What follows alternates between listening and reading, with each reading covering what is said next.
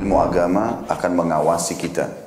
Sebelum makan, sebelum minum, sebelum berteman, sebelum mencari pendapatan, maka ilmu agama akan berbicara dengan kita. Ini boleh atau ini tidak boleh. Oleh karena itu, ulama mengatakan kita lebih butuh terhadap ilmu agama ini daripada makanan pada saat sangat lapar, air pada saat sangat dahaga, dan juga tempat tidur pada saat kita sangat capek. Ghazwa TV, media dakwah masa kini. Ilmu agama akan mengawasi kita. Sebelum makan, sebelum minum, sebelum berteman, sebelum mencari pendapatan, maka ilmu. Innal hamdalillah nahmaduhu wa nasta'inuhu wa nastaghfiruh wa na'udzu billahi min shururi anfusina wa sayyiati a'malina. Man yahdihillahu fala mudilla lahu wa man yudlil fala hadiya lahu. Ashhadu an la ilaha illallah wahdahu la sharika lah wa ashhadu anna Muhammadan abduhu wa rasuluh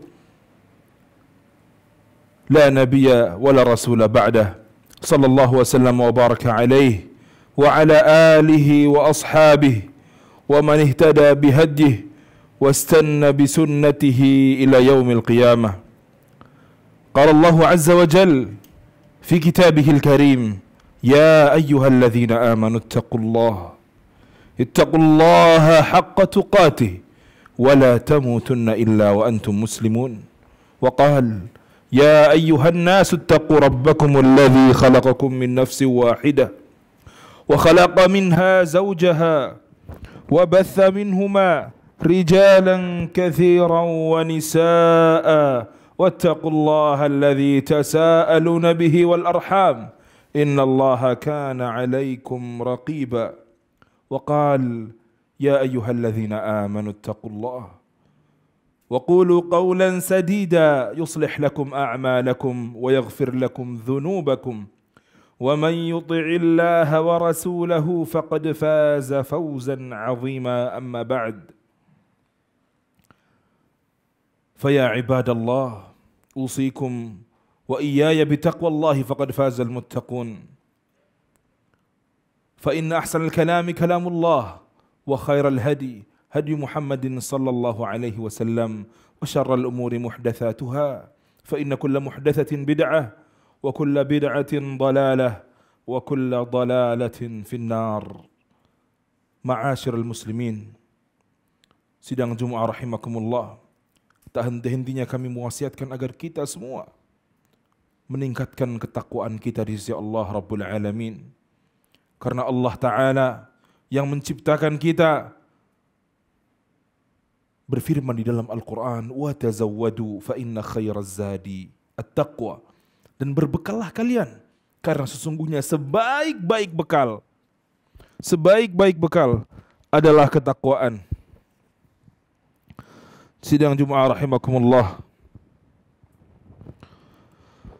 syaitan merupakan musuh nyata bagi umat manusia. Syaitan selalu berusaha menjerumuskan umat manusia dalam jurang kekafiran, dalam jurang kesesatan, dalam hinanya kemaksiatan. Syaitan selalu berusaha menjauhkan anak Adam dari ketaatan. Dan di dalam menjalankan aksinya, ikhwatal iman rahimakumullah, di dalam menjalankan aksinya menggoda Bani Adam, syaitan memiliki senjata utama, senjata yang telah banyak sekali memakan korban. Dua senjata utama syaitan adalah fitnah syubhat dan fitnah syahwat. Rasulullah SAW telah mengkhawatirkan terjadinya fitnah atas umatnya, baik fitnah syubhat maupun fitnah syahwat. Beliau berpesan di dalam hadisnya, inna mimma akhsha alaikum syahawatil ghayy fi butunikum wa furujikum wa mudillatil fitan. Sesungguhnya di antara yang paling aku khawatirkan atas kalian adalah syahwat mengikuti hawa nafsu pada perutmu, pada kemaluanmu, serta fitnah-fitnah yang menyesatkan, yakni fitnah syubhat. Ikhwatal iman rahimakumullah, apa itu fitnah syubhat? Seperti apa contohnya? Fitnah syubhat adalah fitnah yang menimpa hati seseorang berupa keraguan. Di antara contohnya berupa kemunafikan, berupa keraguan tatkala mendengar firman Allah, tatkala mendengar hadis-hadis Rasulullah. Dan justru meyakini orang-orang yang meragukan hal tersebut. Syubhat secara bahasa berarti samar-samar atau tak jelas atau kabur. Penyakit syubhat ini ikhwatal iman di antara contohnya adalah kebid'ahan, kekufuran, kemunafikan, dan kesesatan-kesesatan lainnya. Sidang Jumu'ah rahimakumullah, tatkala seseorang ditimpa penyakit-penyakit syubhat di dalam hatinya, maka seringkali dia samar-samar memandang antara yang hak dan batil. Terkadang sesuatu yang hak dianggap batil, dan sebaliknya sesuatu yang batil dianggap sebagai kebenaran. Dia tidak bisa lagi memilah mana yang ma'ruf dan mana yang munkar. Dia tidak bisa lagi melihat mana yang bid'ah dan mana yang sunnah. Sehingga semua bercampur aduk karena dia tidak bisa memilih dan memilah. Maka ini sangat berbahaya tatkala menimpa seorang mukmin, ikhwatal iman rahimakumullah. Allah Ta'ala berfirman di dalam Al-Quran tentang orang-orang yang diseru untuk datang kepada Allah dan Rasulnya agar diadili. Di dalam firman di dalam surah An-Nur ayat 48 sampai 50. Wa idza du'u ila Allahi wa rasulihi liyahkuma bainahum idza fariqum minhum mu'ridun. Dan apabila mereka dipanggil kepada Allah dan Rasulnya agar Rasul mengadili atau menghukumi di antara mereka, tiba-tiba sebagian dari mereka menolak untuk datang. Wa iyyakul lahumul haqqu ya'tu ilaihi mudh'inin. Akan tetapi jika keputusan atau peradilan itu untuk kemaslahatan mereka, mereka merasa ada baiknya untuk mereka, baru mereka datang kepada Rasulullah dengan penuh kepatuhan karena merasa ada maslahat. Afi qulubihim maradun am irtabu am yakhafuna an yahifallahu alaihim wa rasuluh bal ulaika humudz zalimun. Apakah ketidakhadiran atau ketidakdatangan mereka itu karena di dalam hati mereka ada penyakit? Allah katakan marad, yakni penyakit syubhat yang dimaksud oleh Allah Azza wa Jalla. Atau karena mereka ragu-ragu, ataukah karena takut kalau Allah dan Rasulnya berbuat zalim kepada mereka. Bal ulaika humudz zalimun. Sebenarnya mereka itulah orang-orang yang zalim.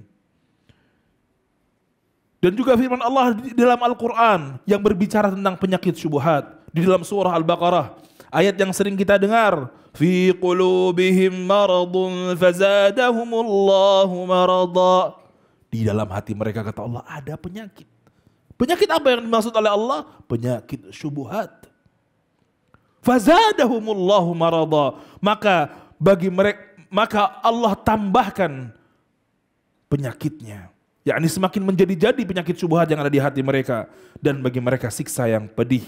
Walahum adzabun alimum bima kanu yakdzibun, karena disebabkan mereka berdusta. Ikhwatal iman rahimani wa rahimakumullah. Di antara contoh penyakit syubhat yang disebutkan di dalam Al-Quran adalah kekufuran. Allah Ta'ala berfirman di dalam surah Al-Kahfi, Qul hal nunabbi'ukum bil akhsarina a'mala. Maukah kalian kami beritahukan tentang orang-orang yang paling merugi amalannya? Alladzina dhalla sa'yuhum fil hayatid dunya wa hum yahsabun annahum yuhsinuna sun'a. Yaitu orang-orang yang telah sia-sia, telah sesat perbuatannya di dunia ini. Akan tetapi mereka mengira mereka telah berbuat sebaik-baiknya. Mereka itu adalah orang-orang yang kufur terhadap ayat-ayat Rabb mereka. Ulaika alladzina kafaru bi ayati rabbihim wa liqa'ih. Dan juga kufur terhadap perjumpaan dengan Rabb mereka, yakni perjumpaan dengan Allah. Ulaika alladzina kafaru bi ayati rabbihim wa liqa'ih fahabitat a'maluhum fala nuqimu lahum yaumal qiyamati wazna. Karena mereka kufur. Yang pertama kufur kepada Allah, kemudian kufur dengan hari perjumpaan dengan Allah, maka terhapuslah seluruh amalan mereka, kata Allah. Dan kami tidak akan mengadakan sesuatu penilaian, kami tidak akan menimbang amalan-amalannya tersebut. Kenapa demikian ikhwatal iman? Karena amalannya tidak ada yang dianggap oleh Allah Jalla Jalaluh. Wal'iyadu billah. Semoga Allah jauhkan kita dari syubhat kekufuran. Ikhwatal iman rahimakumullah. Hal seperti ini, orang-orang yang menyebarkan syubhat, orang-orang yang suka menyebarkan syubhat kepada saudara-saudaranya sesama mukmin dengan dalih diskusi, dengan dalih menjadi muslim dengan pikiran yang terbuka.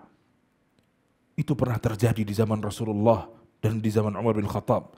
Di antaranya yang terjadi di zaman Rasulullah sallallahu alaihi wasallam, bahwasanya sekelompok orang waktu itu pernah duduk-duduk di depan rumah Nabi sallallahu alaihi wasallam. Kemudian sebagian mereka mulai berkata di dalam dialognya, alam yaqulillahu kadza wa kadza, bukankah Allah telah berfirman begini dan begitu? Yakni dia banding-bandingkan satu ayat Al-Quran dengan ayat yang lain, seakan-akan ayat itu saling bertentangan, dan menjadikan sebuah perspektif yang berbeda tentang ayat tersebut, menimbulkan pemahaman yang berbeda. Fasami'ahum Rasulullah sallallahu alaihi wasallam fakharaj, maka Rasulullah SAW pun keluar dan wajah beliau alaihi salatu wasallam memerah seperti terkena biji delima. Kemudian beliau sallallahu alaihi wasallam bersabda, bihadza umirtum atau bihadza bu'ithtum an tadribul Qur'ana ba'dahu bi ba'd. Apakah kalian diperintahkan untuk seperti ini? Apakah kalian diutus untuk berbuat seperti ini? Membandingkan satu ayat dengan ayat yang lain seakan-akan itu bertentangan. Innama halakatil umam qablakum fi mithli hadza. Sesungguhnya yang membinasakan umat-umat sebelum kalian adalah perkara-perkara seperti ini. Fangdurul ladzi umirtum bihi fa'malu bih. Maka fokuslah pada hal-hal yang telah Allah perintahkan.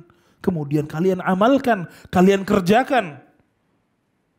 Wangdurul ladzi nuhitum anhu fantahu an.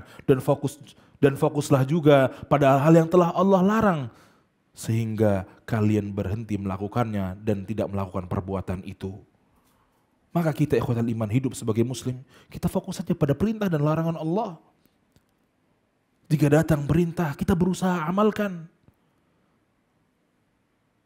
Jika datang larangan, kita berusaha tinggalkan dengan segenap kemampuan kita. Pernah terjadi di zaman Umar radhiyallahu an. Tatkala ada seseorang yang datang ke kota Madinah bernama Subaigh bin Asal. Kemudian dia mulai bertanya-tanya tentang ayat-ayat mutasyabihat di dalam Al-Quran. Ayat-ayat yang maknanya masih rancu, yang seringkali menimbulkan salah faham. Atau bahkan ayat-ayat yang tidak ada yang mengetahui maknanya kecuali Allah Azza wa Jal.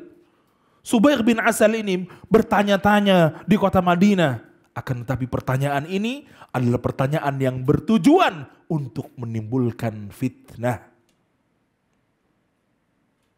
Agar kaum muslimin berselisih, agar kaum muslimin berbeda pendapat, saling hujat satu sama lain. Itulah yang dilakukan oleh Subaigh. Kemudian Umar bin Khattab mendengar tentangnya. Kemudian Umar bin Khattab suatu saat bertemu dengan dia, dan Umar telah menyiapkan batang atau dahan dari pelepah kurma. Kemudian Umar bertanya, "Man ant?" Siapa kamu? Pemuda tersebut mengatakan, "Ana Abdullah Subaigh." Aku hamba Allah Subaigh. Umar jawab, "Ana Abdullah Umar." Saya juga hamba Allah Umar. Kemudian Umar memberi isyarat dan memukulnya dengan pelepah kurma tersebut, dengan batang kurma tersebut. Famazala yadribu hatta syajjahu. Kemudian Umar terus memukulnya sampai melukai dahinya. Kemudian dipisah, direlai oleh beberapa sahabat, tatkala pemuda tersebut mulai bercucuran darah. Dari kisah ini ikhwatal iman rahimakumullah, para ulama menyimpulkan bahwasanya para sahabat tidak pernah membiarkan orang-orang itu menyebarkan syubhat di kalangan mereka. Karena ini sangat berbahaya. Seringkali berkaitan dengan akidah, dengan keyakinan. Seringkali berkaitan dengan hal-hal yang krusial tentang keyakinan kita kepada Allah. Maka tatkala ada orang-orang menyebarkan syahwat di sekitar kita, jangan dengarkan. Al-Imam Al-Hasan Al-Basri mengatakan, la tujalisu ahlal ahwa wa la tujadiluhum wa la tasma'u minhum. Janganlah kalian duduk bersama orang-orang yang menuruti hawa nafsunya. Wa la tujadiluhum, jangan engkau berdebat dengan mereka. Wa la tasma'u minhum, dan bahkan janganlah kalian mendengarkan ucapan-ucapan mereka. Karena syahwat tatkala memasuki hati seseorang tidak merasakannya. Itu akan sangat halus, ikhwatal iman rahimakumullah. Kemudian kita berbicara tentang penyakit-penyakit syahwat. Penyakit-penyakit syahwat juga sangat berbahaya, ikhwatal iman rahimakumullah. Penyakit-penyakit syahwat adalah penyakit yang berhubungan dengan hawa nafsu, keinginan, dan kecintaan seseorang pada sesuatu. Sedangkan fitnah syahwat itu artinya seseorang yang mengikuti syahwat keinginan-keinginannya meskipun itu adalah hal-hal yang diharamkan oleh Allah Ta'ala. Ikhwatal iman rahimakumullah. Di antara firman Allah Ta'ala yang berbicara tentang fitnah syahwat adalah firman Allah Ta'ala di surah Al-Ahzab.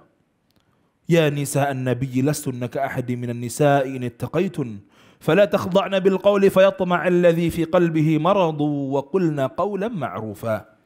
Wahai istri-istri Nabi, kamu sekalian tidaklah seperti wanita-wanita lain jika kamu bertakwa.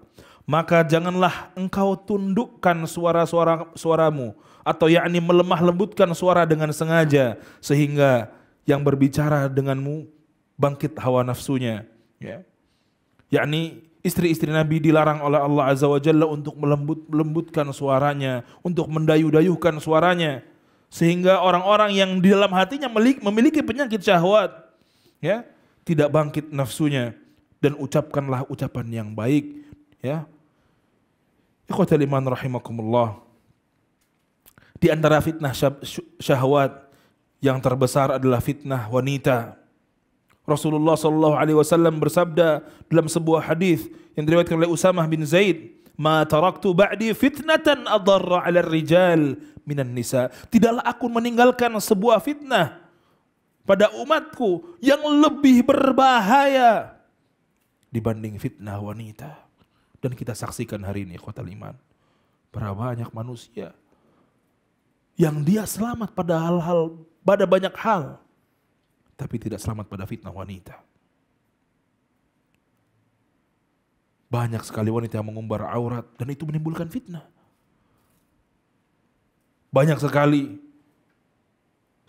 orang-orang yang menormalkan gonta-ganti pasangan, menormalkan zina, dan itu masuk fitnah wanita. Banyak sekali orang-orang yang menganggap berpacaran itu adalah hal biasa, hal normal. Yang terjadi justru kalau mereka melakukan itu maka mereka normal. Dan ini termasuk fitnah wanita. Fitnah-fitnah syahwat seperti ini ikhwatal iman sangat berbahaya.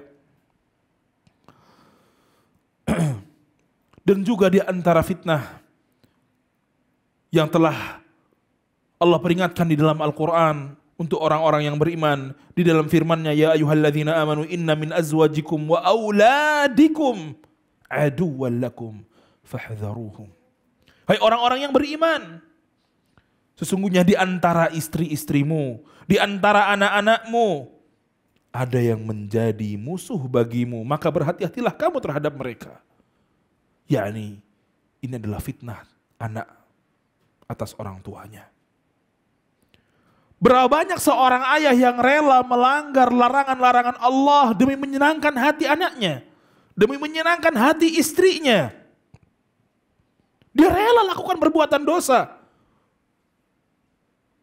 dengan dalih sekali-kali. Dengan dalih-dalih toh tidak sering-sering. Berapa banyak kepala rumah tangga yang menjadi dayuth karena membiarkan hal itu terjadi. Ikhwatal iman rahimakumullah. Maka waspadalah, jangan sampai kita lengah padahal anak dan istri kita menjadi musuh bagi kita. Musuh dalam menjalankan syariat Allah. Musuh dalam menjalankan agama Allah. Mereka selalu menjadi penghalang antara kita dan ketakwaan kepada Allah Azza wa Jal. Kemudian di antara fitnah-fitnah syahwat ikhwatal iman adalah berebut, mencari dan meraih dunia. Dan ini sangat berbahaya ikhwatal iman. Dan masih banyak lagi fitnah-fitnah syahwat lainnya. Di antaranya tamak terhadap kemuliaan, terhadap syaraf. Atau bahasa yang sering kita dengar, gila hormat. Ingin dihormati karena statusnya, karena jabatannya, karena nasabnya, karena keilmuannya. Banyak sekali orang-orang yang kemudian terjebak dengan fitnah syahwatnya sendiri karena dia gila hormat. Karena dia terfitnah dengan syaraf, dengan kemuliaan. Ya.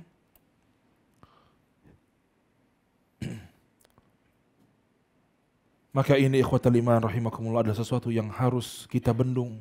Jangan sampai kita selalu memberi makan ego kita dan syahwat kita. Ya. Penyakit hati kita. Jangan sampai kita turuti terus. Baik itu dari fitnah-fitnah syubhat maupun fitnah-fitnah syahwat. Dan kita hendaknya memohon pertolongan kepada Allah agar kita dibantu oleh Allah Jalla Jalaluh. Barakallahu li wa lakum fil Qur'anil azim wa nafa'ani wa iyyakum bima fihi minal ayati wa dhikril hakim. Aqulu qawli hadha wa astaghfirullahal azim li wa lakum fastaghfiruhu innahu huwal ghafurur rahim. Alhamdulillahi wa kafa wa salawatu rabbi wa salamuhu ala nabiyyil mustafa wa ala alihi wa ashabihi ahli sidqi wal wafa wa ba'du. Sidang Jum'ah rahimakumullah.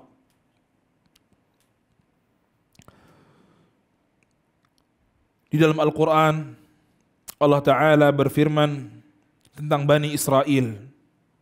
Di dalam firman-Nya, وَجَعَلْنَا مِنْهُمْ أَئِمَّةً يَهْدُونَ بِأَمْرِنَا لَمَّا صَبَرُوا. Dan kami jadikan di antara mereka, di antara Bani Israel itu pemimpin-pemimpin yang memberi petunjuk dengan perintah kami, kata Allah. Lamma sabaru, tatkala mereka sabar. Wa kanu bi ayatina yuqinun, dan adalah mereka meyakini ayat-ayat kami. Ayat ini ikhwatal iman rahimakumullah menunjukkan bahwa dengan kesabaran dan dengan keyakinan kepemimpinan di dalam agama dapat diraih. Maka kesabaran dan keyakinan ini sangat penting seseorang untuk bisa menghindari syahwat ataupun syubhat. Dan di dalam Al-Quran firman Allah Ta'ala yang kita semua hafal, tetapi terkadang sangat sulit sekali mengamalkannya. Yang mana Imam Syafi'i mengatakan tentang surat ini, tentang ayat ini, kalau seandainya Allah tidak turunkan hujjah Al-Quran kecuali surat ini, maka telah cukup. Yakni surat Al-Asr. Wal asr innal insana lafi khusr. Demi waktu, demi masa, sesungguhnya seluruh manusia berada di dalam kerugian. Illalladzina amanu, kecuali orang-orang yang beriman. Wa tawasaw bil haqq, dan mereka saling menasehati, saling berwasiat dengan hak, dengan kebenaran. Wa tawasaw bis sabr, dan saling berwasiat dengan kesabaran. Kenapa dua hal ini ikhwatal iman? Apa hikmahnya? Para ulama menyebutkan mereka saling menasehati dengan hak supaya bisa menolak syubhat-syubhat. Karena tatkala yang bercokol di hatinya adalah kebenaran, dia bisa terhindar dari syubhat-syubhat. Dan mereka saling berwasiat dengan kesabaran agar menghentikan dirinya terjerumus pada fitnah-fitnah syahwat. Karena seseorang tatkala dihadapkan dengan perbuatan dosa, tatkala dihadapkan dengan syahwatnya, tatkala dihadapkan dengan kemaksiatan-kemaksiatan yang dia tergiur untuk melakukannya, yang dia butuhkan pada saat itu adalah kesabaran.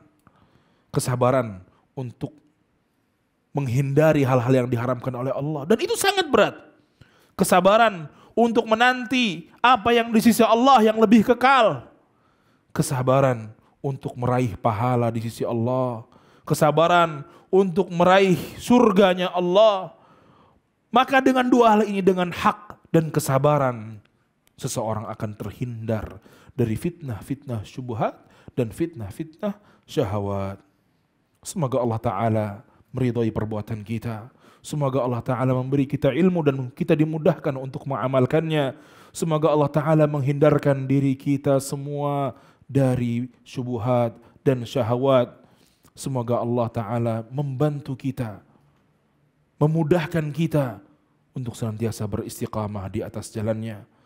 Inna Allah wa malaikatahu yusalluna ala nabi. Ya ayyuhalladzina amanu sallu alaihi wa sallimu taslima. Allahumma ighfir lil mu'minina wal mu'minat wal muslimina wal muslimat al ahya'i minhum wal amwat innaka sami'un qaribun mujibud da'awat ya qadiyal hajat. Allahumma inna na'udzu bika min ilmin la yanfa' min qalbin la yakhsha' wa min da'watin la yustajabu laha.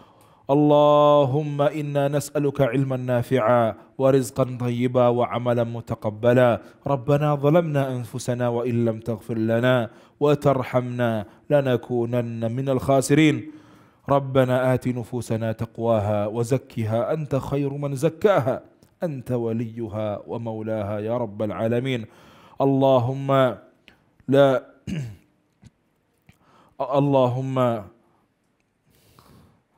اللهم لا تزغ قلوبنا بعد إذ هديتنا وهب لنا من لدنك رحمة إنك أنت الوهاب ربنا آتنا في الدنيا حسنة وفي الآخرة حسنة وقنا عذاب النار وصلى اللهم وسلم وبارك على نبينا محمد وعلى آله وصحبه أجمعين.